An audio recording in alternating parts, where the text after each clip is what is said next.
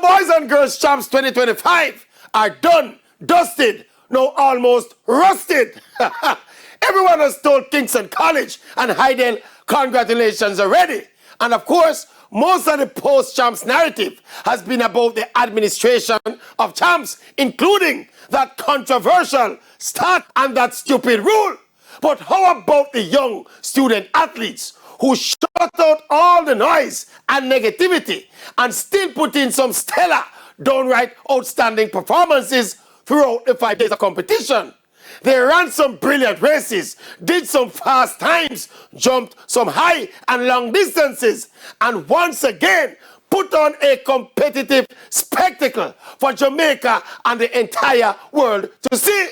And they did it with a collective passion and expressions of joy on their faces.